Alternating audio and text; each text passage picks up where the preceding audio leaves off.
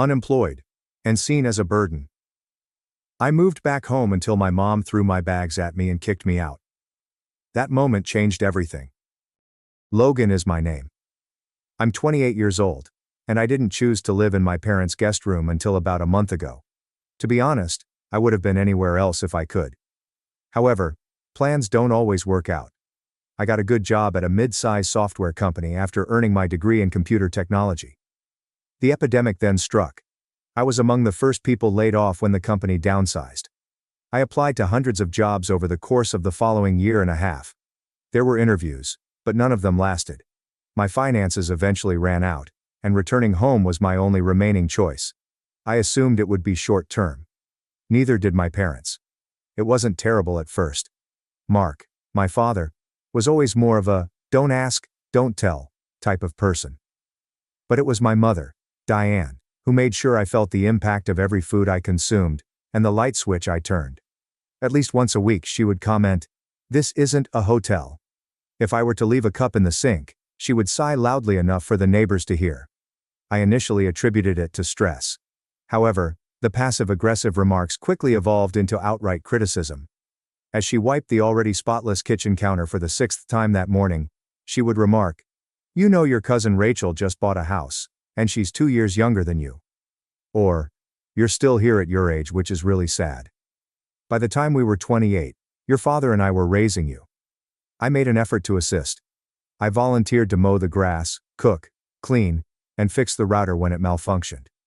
Where I could, I worked as a freelancer, creating websites for nearby companies, and assisting a family friend with the launch of an online store. I wasn't just watching TV while sprawled out on the couch, but it didn't matter to her. I remained the leech. The fact that my younger brother Jordan was their heir apparent didn't help either. He's 24 years old, lives in a downtown high-rise, works in finance, and makes sure everyone knows it. Except on holidays or when mom implores him to join her for supper, he seldom ever comes. However, it's like Moses separating the Red Sea when he enters.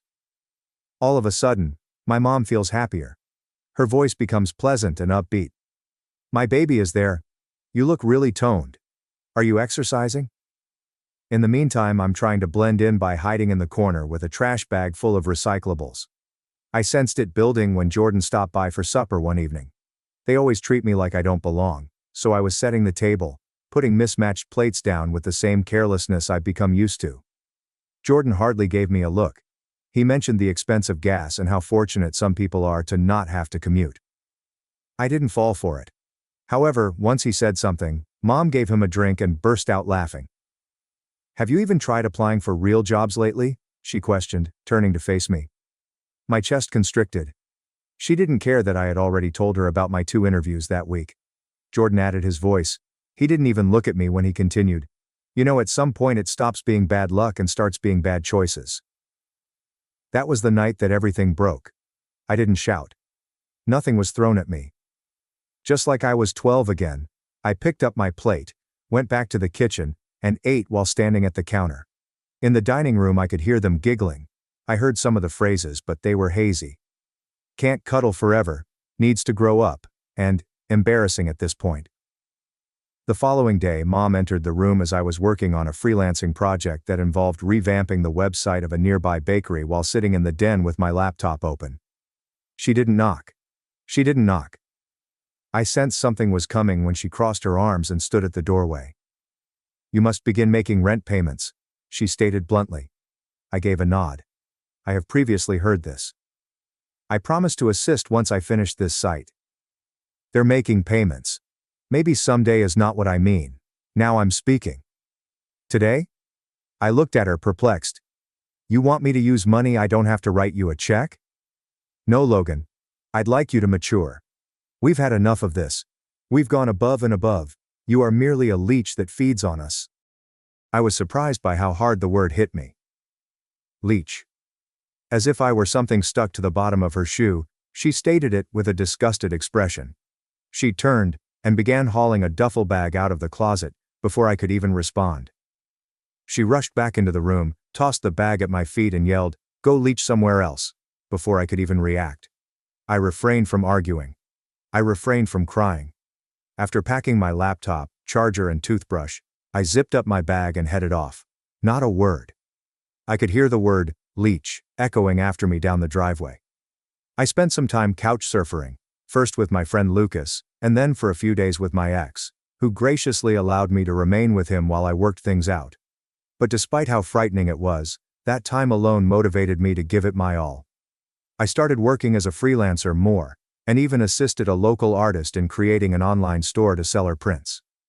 Suddenly one evening, I received a message on LinkedIn from a recruiter who had viewed my freelance portfolio. I was interviewing for a remote job with a tech startup within a week, and I was hired. It was a good wage. Enough to begin taking back my life, but not Silicon Valley money. The finest aspect? Complete benefits and the ability to work remotely were included. Thus I took a step that even startled me. I purchased a small studio apartment with the money I had been saving from freelancing. But mine. I couldn't be separated from it by anyone. I couldn't be considered a burden. I moved in about 3 weeks later. I saw that my dad had called while I was doing a project. I let it go to voicemail because I hadn't heard from him since I left. Not even a, "How are you?" Then there was another call. Then a text. What caused our account to be frozen by the bank? I blinked. What? Then I recalled something that had been on my mind for weeks. Dad had requested me to assist him in changing their joint banking arrangement back when I was unemployed. He wanted me to set up their internet access, mobile banking, and, most importantly, connect their account with their tax software since he was sick of driving to the bank, and I was skilled with technology. I had guided them at every turn. My phone number and email were listed as recovery contacts. On their joint account, I even served as a secondary administrator, not to make any purchases but to troubleshoot in case something went wrong. Yes, that access was still available. I took a while to respond. I just sat there and gazed at the message. My dad was fumbling with the bank app, and my mom was pacing as they sat at the dining room table. Perhaps even contacting the hotline, only to be informed that they would require access from a secondary contact to restore control due to a verification lockout. I typed up a response at that point. Asked the leech. Not a single emoji. No justification. Only those 3 words. And everything detonated less than an hour later. My phone began vibrating once more before I had a chance to prepare lunch. My mother missed 3 calls in less than 5 minutes this time. Then the texts began. Mom texted, "Logan, this isn't funny. Call your dad back. We can't pay the credit card bill. Are you really doing this to us after everything we've done for you? Fix this." I didn't respond. I had leverage for the first time in years. And I had no intention of wasting it. Retaliation for the sake of cruelty didn't interest me. However, I desired responsibility. They never cared to acknowledge the version of me that I wanted them to see. The person who kept their household together in the background, did things like pay their bills online, update their antivirus software, remind them to file their taxes on time, troubleshoot their Wi-Fi, and even flag fraud charges on their card before they noticed, was not the lazy burden they had imagined. To them, however, I was merely a resentful freeloader. I received a call that night from an unknown number. I gave an instinctive response. "Logan." My dad was attempting to sound composed, but his voice seemed strained to me. "We must access our bank account, you see." They said, "It's locked." "You are classified as the secondary administrator," they said. "I have no idea what you did, but—" "I did nothing," I stated calmly. After several unsuccessful attempts to log in, the security system automatically locked it. All right. It's okay. Simply assist us in unlocking it." A pause occurred. I didn't answer. He paused. "Please." Like a foreign language he hadn't spoken in years, the word came out clumsily. "Yes," I said. "But first, I would like to discuss something." "Keep quiet. For example, why did your wife call me a leech, hurl my belongings, and yell at me in front of Jordan?" One more pause. "Logan, let's not." "No. We will. Do you want me to tidy up your mess once more? After that you will pay attention. Not speak. Not an excuse. Simply pay attention." The person on the other end sighed quietly. He didn't hang up though. I didn't request to relocate. I had no desire to return to that house. But I tried my best to assist. I prepared food. I did some cleaning. I made things right. I earned money. Just enough to cover my personal expenses and give you gas money in case the car broke down. I was treated like a stray dog at your dinner table in spite of all of that. Logan, I'm not finished. A slight crack came to my voice. Years of annoyance were rising to the surface of my throat. I had swallowed everything back. She called me a leech every time they phoned me. I was booted out like trash by her. You simply stood there. You permitted her. He didn't answer. She treated me like a helpless loser and humiliated me in front of Jordan. The fact is, though, your bank account? Because I've been the one maintaining it that way, everything has been going nicely. Without me, you had no idea how to change your password. All right. All right, he confirmed. Your point has been made. Number I haven't. I got out of my chair and began to walk about my tiny flat. While I was already on the ground, you two pretended that I was a failure who needed to be kicked. You need me now. Long pause again. Yes, he acknowledges at last. We do. Those 3 words' simplicity struck me more strongly than I had anticipated, and not in a positive manner. It's more akin to an unexpected windstorm that leaves you gasping for air. Because I knew at that moment that they didn't give a damn about my difficulties. Only when I was helpful did they notice me. I wasn't cruel though. I wouldn't be spiteful enough to ignore invoices. However, I also wasn't going to ignore this as I always did. I proposed terms. I'd get the account unlocked. But first, I wanted each of them to apologize. An actual one in person. Furthermore, it goes beyond simply murmuring sorry, as Mom pretended nothing had happened, and Dad fidgeted. I desired recognition. I also desired space. For at least 6 months, no favor requests will be accepted. Don't feel guilty? No unexpected visits. Additionally, I would permanently remove myself from all of their financial tools as an administrator. I said, from now on, you can handle your own banking. Or ask Jordan for assistance. My father sighed once more. This won't sit well with her. I didn't enjoy being kicked out of my childhood home. A brief hush fell. I'll speak with her. The call was cut off. My hands were shaking. Part rage. A little adrenaline. I'm a little depressed. I had never communicated with my father in such a manner, not once. I didn't feel horrible though. Not now. It took me 2 days to receive a response. This time it was a brief, strangely formal email from my mother. There was no signature, and it began with, I realized I said things I shouldn't have. It concluded with, we hope you're doing well. Mom. No love. However, I received what I requested. I quickly deleted myself from the account after unlocking it. Then, for a week, I blocked their number. Just to breathe. Not to punish them. To reflect. Then the actual fallout began. The problem is that everyone realizes how much they depended on them when the leech leaves, and the person performing all the invisible labor is removed. I learned what transpired next from my cousin Lily's Instagram story. Not from a phone call, or a knock on my door. While at Grandma's place for Sunday breakfast, she had captured a brief boomerang film. Mom was seated rigidly at the far end of the table, her lips pursed like she had just bitten into a lemon, her wine glass unopened. My father, who appeared to have recently learned how to use the internet, and failed, was by her side, massaging his temples. Jordan meanwhile sat across from them, a troubled face replacing his arrogant smile. That was novel. The headline read, When the Group Project Lost the Only Person Who Knew How to Do Anything. Family drama. I sent her a direct message asking, what happened? Your mom has been trying to figure out how to log into her online banking for a week, she said quickly. This morning, she locked the account once more. Jordan somehow made it worse when he came over to mend it. You intentionally sabotaged it, she says now. I was genuinely astounded by how quickly the responsibility had come back to me as I gazed at the computer. However, I was unable to feel even anger, simply exhausted. The kind of fatigue that is more profound than sleep. Because it was back there. Regardless of how much I contributed. Regardless of how silently I labored in the background.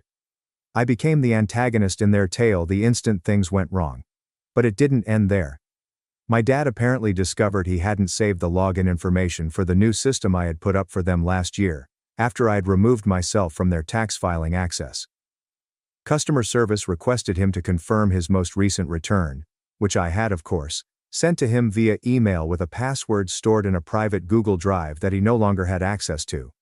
If Jordan hadn't made the wise decision to start fresh and attempted to open a new account using my dad's social security number, it might have been recoverable on its own. The system locked everything, including his HSA portal, online statements, and tax software, after identifying it as possible identity fraud. They were unable to obtain a dime. With the excitement of someone watching a soap opera unfold in real life, Lily told me this. "Your mom told Grandma that she thinks you hacked them out of revenge." I simply replied to their text. I forewarned them. I had to. I gave them a clear, hard, and boundary-defeating warning. Not dangers. Not games. Limitations. They also acted as though I was bluffing. My apartment door was knocked on a week later. Before I even peered through the peephole, I knew it was them. When someone stood in the hallway of my building, there was a particular type of echo.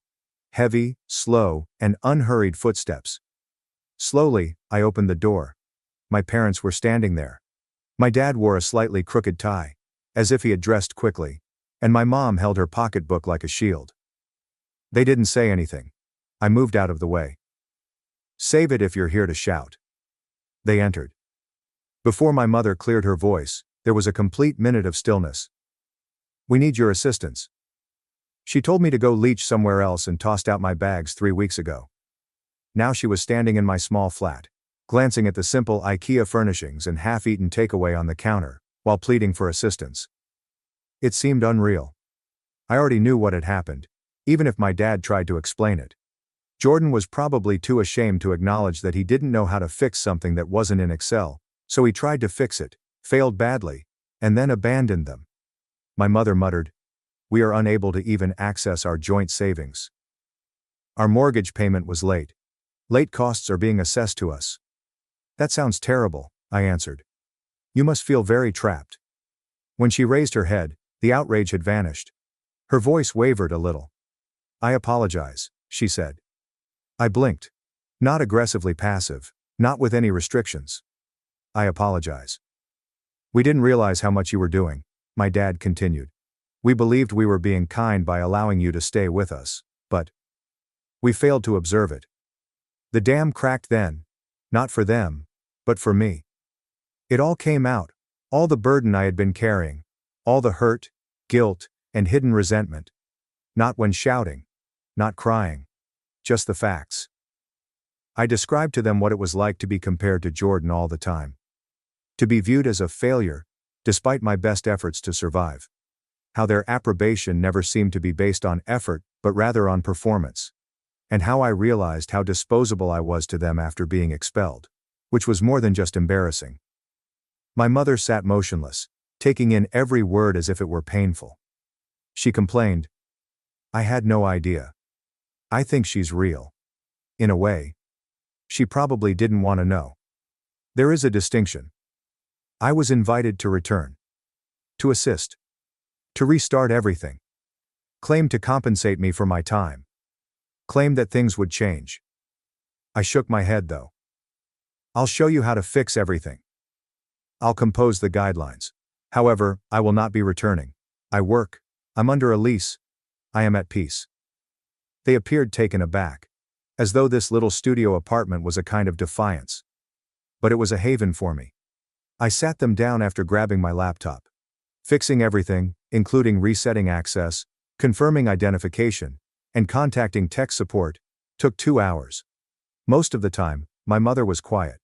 Every time he had to respond to a new security question, my dad would mumble to himself, "This is ridiculous." After we were finished, I shut down the laptop and got up. I said, "I'll forward that instruction document. But I'm done after that. Administrator access is no longer available. Being the silent tech support is over. You are grown-ups. You will discover the solution." They also stood. My father gave a nod that was nearly courteous.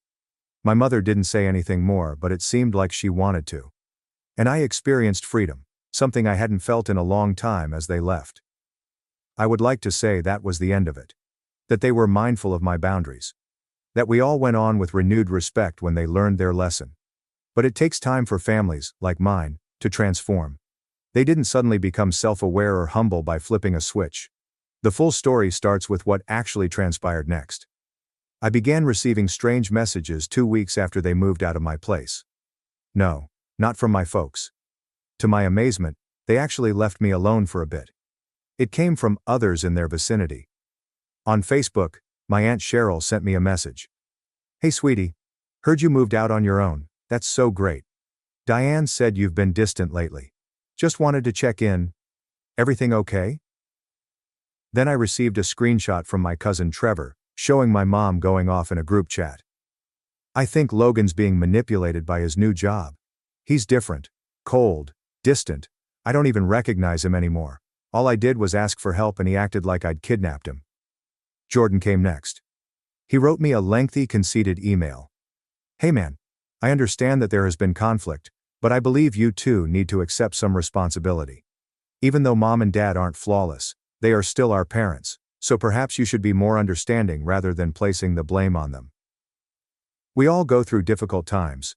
It doesn't mean that everything is against you. Let's talk soon, perhaps over coffee." I didn't respond and erased it. You see, this wasn't about one argument, one insult, or one terrible day. And that's what none of them understood. What still didn't click. Years passed. Been the default assistant for years. Despite being extremely tech-savvy, the person was never welcome to the adult table. While Jordan's every modest victory was lauded as though he had cured cancer, I spent years watching my triumphs be dismissed. Jordan received pricey watches and family dinners, but the birthday card said, "Perhaps next year will be better." Death by 1,000 small wounds. I didn't seek retribution though. Not the dramatic, trivial sort where you hack into someone's social media accounts or damage their credit. I desired something far more permanent. Separation, self-respect, and the fulfillment that comes from creating a life without them at its core. That chance arrived sooner than anticipated. My company revealed that they were creating a satellite office in Toronto and growing its remote division approximately a month after our previous conversation. A few of us were given relocation bonuses, and I took advantage of it. A new beginning. A brand new city. No family visitors. I leased a modest one-bedroom apartment in the heart of the city, with a view of the skyline and a desk in the corner. It was mine, although it wasn't particularly showy. Not a dime of assistance from those who referred to me as a leech, paid for by a job I earned. Before I went, I sent my folks one last email. I wanted to be transparent, not because I owed them anything. Subject: revised hello. Parents, I wanted to inform you of my impending relocation to Toronto for work. Going forward, I won't be available to assist with any problems, technical matters, account access, or anything else. I promise you have complete control because I have disassociated myself from everything. I hope we may all find some serenity in this new chapter. Be careful, Logan. No answer, no thumbs up at all. And it may have hurt in the past, but not now. Toronto fulfilled all of my expectations. I rapidly made friends, joined a local coding group, and began volunteering at a nonprofit that promotes computer literacy among senior citizens. Whenever I sat down to instruct a grandmother on how to configure two-factor authentication, I thought, this is what patience looks like. This is what respect feels like. At home, the fissures continued to widen. My unofficial family reporter, Lily, informed me that my mom had begun attempting to persuade Jordan to perform some of the duties I had previously performed. He claimed to be overly occupied. She continued to try to guilt him in spite of it. She once remarked to Logan, "Logan used to handle all this without complaining." "Then maybe you shouldn't have treated him like garbage," he retorted. It seems that their golden boy had his limitations as well. Then the worst part arrived. On their taxes, my dad made a mistake. A large one. An audit was initiated when he inadvertently entered their mortgage interest in the incorrect part of the form. Just enough of a red flag to need them to go back and refile and speak with the IRS regarding years' worth of inconsistencies, but not enough to warrant a frightening federal probe. They attempted to contact the tax software provider, but to their astonishment, they were unable to access the recovery email. Since I had shuttered it after severing links, it was now permanently disabled. They needed an accountant. An actual one. Who didn't answer texts at midnight and charged $150 per hour. However, the money wasn't the true source of the anguish. The control was the issue. They were accustomed to always having someone nearby. Someone who, out of fear, shame, or a great need for acceptance, would make things right instantly. That individual is no longer with us. They didn't even inform me about the audit. It was Lily, of course, who told me.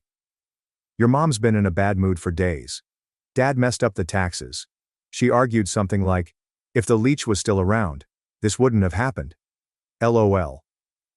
It dawned on me then. She continued to refer to me as the leech despite everything. Of course, not in front of me, but behind closed doors, in the security of those she believed would support her. And that ought to have been painful. It ought to have caused the wound to reopen. However, it didn't. Because I had evidence by then. Evidence that her perception of me was false. I had a fulfilling job. Friends who held me in high regard. A landlord who had faith in me. A group that depended on me. A name on a lease. A bank account. A life in digital form that was entirely independent. And on a cold Toronto evening, in the solitude of my apartment, I went down at my desk, accessed my old Google Drive, and erased the final shared folder I had ever made for my parents. The title of it was, Do Not Delete, Banking for Parents. With a single click, I removed it. Then I grinned. Since leeches don't create life, individuals do. And I at last recognized myself. Thanks for watching and being part of the drama. Don't forget to subscribe and hit the bell so you never miss a wild news story.